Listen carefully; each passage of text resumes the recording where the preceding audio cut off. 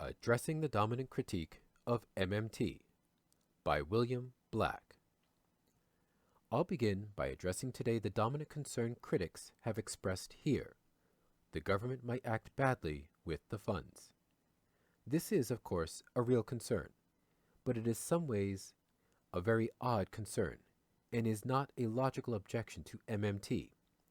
The extreme variant of this critique argues that MMT is fascist.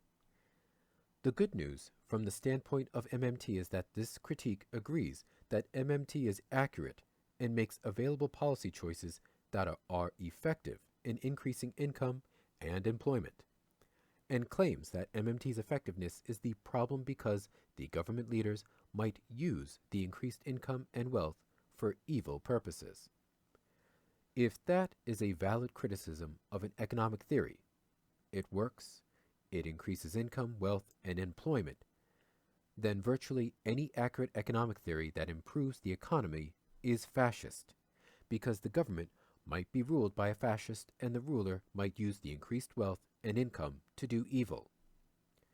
No one, economist or otherwise, can ever guarantee that a government ruler will not be evil and use the increased national wealth to do evil.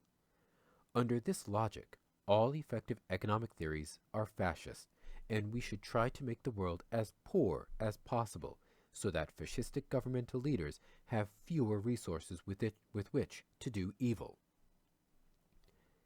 It is also an odd criticism because it suggests that we should try to hide knowledge about MMT from governments because they might use the knowledge to improve their economies.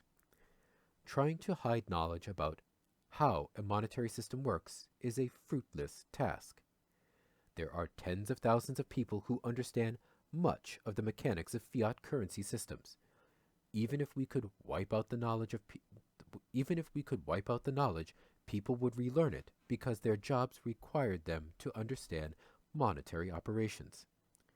Consider the statements by the UK leadership that the UK has run out of money. Does anyone think that the UK financial leaders believe that statement? If Germany declared war on the UK tomorrow, would the UK surrender because it had run out of money and could not afford to increase expenditures to defend the nation?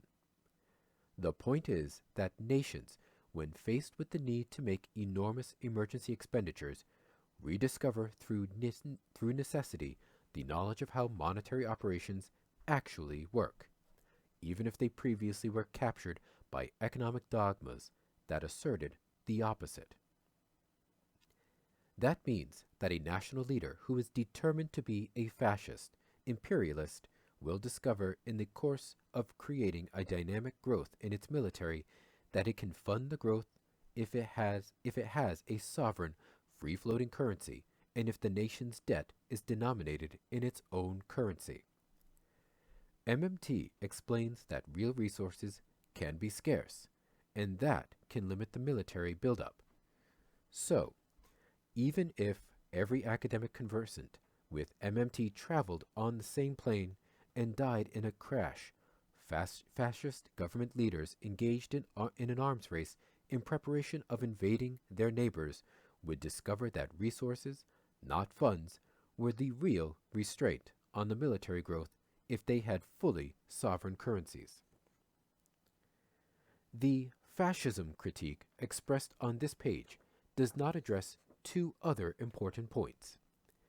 There are staggering costs to refusing to use MMT to respond to a severe recession. Unemployment, poverty, and inequality all rise sharply. Very few democratic governments warrant the term fascist. We cannot stop fascist governments from increasing their national wealth by using MMT principles. We should encourage powerful democratic governments to use MMT principles to recover from severe recessions, which will help them avoid the social disintegration most likely to lead to the rise of fascist leaders. It is theoclassical dogma that is producing the economic crises throughout the periphery that have led to the rise of an anti-democratic leaders and policies in much of Europe. Fundamentally, The commentators who raise the fascist criticism of MMT do not trust democracy. We would urge against hopelessness. Governments typically use budget expenditures in severe recessions for generally desirable purposes. Instead of embracing over 20% unemployment, roughly 50% for young adults, this is what austerity is doing to the European periphery, as a means to starve potential fascist leaders of the funds to do evil. We urge that people work to defeat fascist candidates. The Italians who joined us for the MMT summit in Rimini were strong opponents of the fascists. They were regular Italians, and their response was overwhelming. Paolo Bernard, the Italian journalist who organized the summit, and we, the non-Italian panelists, are all strong opponents of fascism.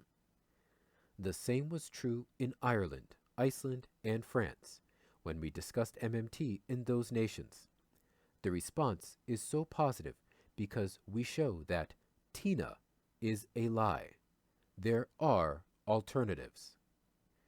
We hope Naked Capitalism readers will work with us to implement programs that provide jobs and fund the investments in people, technology, government, and infrastructure that will make possible growth and reduce harm to the environment. As citizens in a, yes, flawed democracy, we are not helpless. Our job as citizens is to make our government more democratic and effective and a bulwark against fascism.